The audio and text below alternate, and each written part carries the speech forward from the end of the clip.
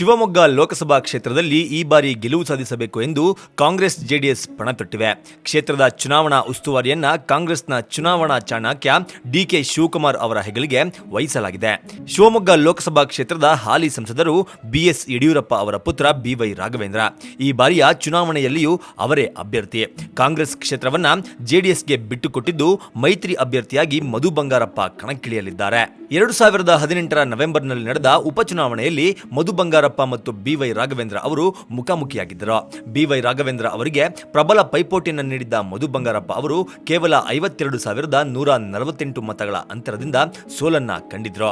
ಈ ಬಾರಿ ಬಿವೈ ರಾಘವೇಂದ್ರ ಅವರನ್ನ ಕಟ್ಟಿಹಾಕುವ ಮೂಲಕ ಯಡಿಯೂರಪ್ಪ ಅವರಿಗೆ ಮುಖಭಂಗ ಉಂಟು ಮಾಡಬೇಕು ಎಂದು ಕಾಂಗ್ರೆಸ್ ಜೆಡಿಎಸ್ ತಂತ್ರವನ್ನ ರೂಪಿಸಿವೆ. ಅದಕ್ಕಾಗಿ ಡಿಕೆ ಶಿವಕುಮಾರ್ ಅವರಿಗೆ ಉಸ್ತುವಾರಿಯನ್ನ ನೀಡಲಾಗಿದೆ.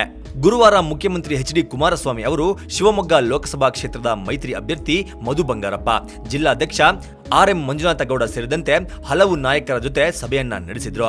ಈ ಬಾರಿ ಕ್ಷೇತ್ರದಲ್ಲಿ ಗೆಲುವು ಸಾಧಿಸಬೇಕು ಎಂದು ಸೂಚನೆಯನ್ನ ನೀಡಿದ್ರು. ಈ ಸಂದರ್ಭದಲ್ಲಿ ಡಿಕೆ ಶಿವಕುಮಾರ್ ಅವರಿಗೆ ಉಸ್ತುವಾರಿ ವಹಿಸುವ ಕುರಿತು ಚರ್ಚೆಯನ್ನ ನಡೆಸಲಾಯಿತು. ಶಿವಮೊಗ್ಗ ಲೋಕಸಭಾ ಕ್ಷೇತ್ರದ ವ್ಯಾಪ್ತಿಯಲ್ಲಿ ಶಿವಮೊಗ್ಗ ಗ್ರಾಮಾಂತರ, ಭದ್ರಾವತಿ, ತೀರ್ಥಹಳ್ಳಿ, ಸೊರಬ, ಸಾಗರ, ಶಿಕಾರಿಪುರ ಮತ್ತು ಉಡುಪಿ ಜಿಲ್ಲೆಯ ಬೈಂದೂರು ವಿಧಾನಸಭಾ ಕ್ಷೇತ್ರಗಳು ಬರುತ್ತವೆ. ಭದ್ರಾವತಿಯಲ್ಲಿ ಬಿಕೆ ಸಂಗಮೇಶ್ವರ್ ಬಿಟ್ಟು ಬೇರೆ ಯಾವ ಕ್ಷೇತ್ರದಲ್ಲೂ ಕಾಂಗ್ರೆಸ್ ಮತ್ತು ಜೆಡಿಎಸ್ ಶಾಸಕರು ಇಲ್ಲ. 2018ರಲ್ಲಿ ನಡೆದ ಬಳ್ಳಾರಿ ಉಪಚುನಾವಣೆಯ ಹೊಣೆಯನ್ನ ಡಿಕೆ ಶಿವಕುಮಾರ್ ಅವರಿಗೆ ವಹಿಸಲಾಗಿತ್ತು.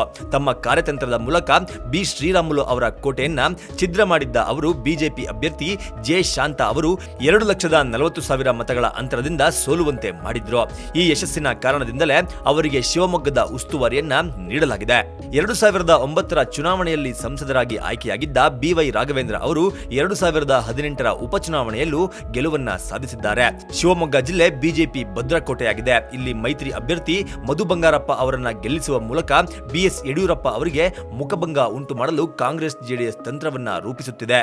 ಶಿವಮೊಗ್ಗ ಲೋಕಸಭಾ ಕ್ಷೇತ್ರದಲ್ಲಿ ಸುಮಾರು 2,70,000 ಲಿಂಗಾಯತರು, 2.5 ಲಕ್ಷ ದಲಿತರು, 2 ಲಕ್ಷ ಈಡಿಗರು, 1.5 ಲಕ್ಷ ಬ್ರಾಹ್ಮಣರು, 1.30 ಲಕ್ಷ ಮುಸ್ಲಿಮರು, 60,000 ಕುರುಬ ಮತಗಳಿವೆ. ಮಧು ಬಂಗಾರಪ್ಪ ಅವರಿಗೆ ಈಡಿಗರು ಬೆಂಬಲವನ್ನ ನೀಡಲಿದ್ದಾರೆ. ಎಸ್ ಬಂಗಾರಪ್ಪ ಬಲ ಕಾಂಗ್ರೆಸ್ ಬೆಂಬಲದಿಂದಾಗಿ ಅವರು ಗೆಲುವನ್ನ ಸಾಧಿಸುವಂತೆ ಮಾಡುವುದು ಕಾಂಗ್ರೆಸ್ನ ತಂತ್ರವಾಗಿದೆ.